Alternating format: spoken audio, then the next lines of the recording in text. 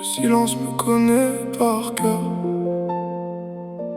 Chaque nuit, je tombe un peu plus profond, sans savoir où s'arrête le fond.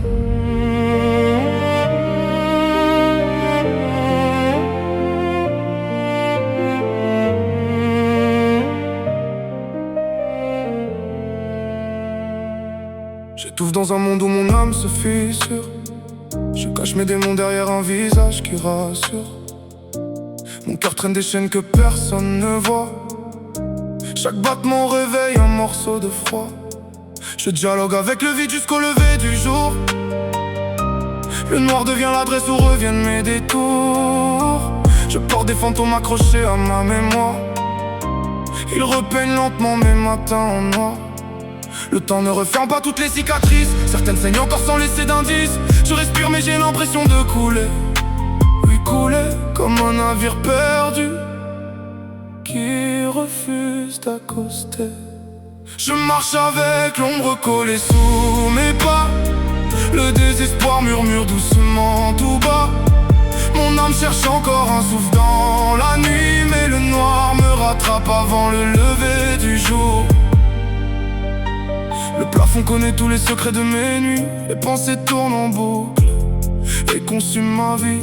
J'ai des tempêtes gravées derrière les paupières. Même les rayons du jour deviennent de la poussière. Je me perds dans un labyrinthe construit par mon esprit. Chaque sortie disparaît dès que je m'en approche ici.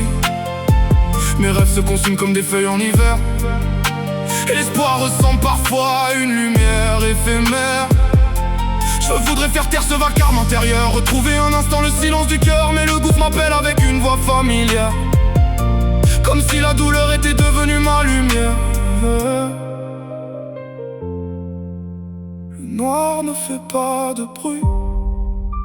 Il s'installe, il attend et il apprend ton prénom. Je ramasse les morceaux d'une âme fatiguée. Chaque pas est une guerre qu'il faut recommencer. Le miroir reflète un visage sans repos, usé par les combats menés contre mes propres mots. Pourtant une braise refuse encore de mourir. Même sous les cendres elle continue de luire. Alors j'avance lentement dans cette obscurité, avec l'espoir discret de retrouver la clarté.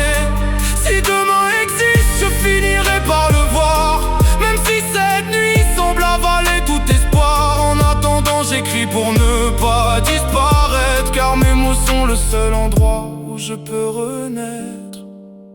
Le gouffre est profond, mais ma voix résonne encore. Et tant qu'elle existe, je ne suis pas totalement englouti.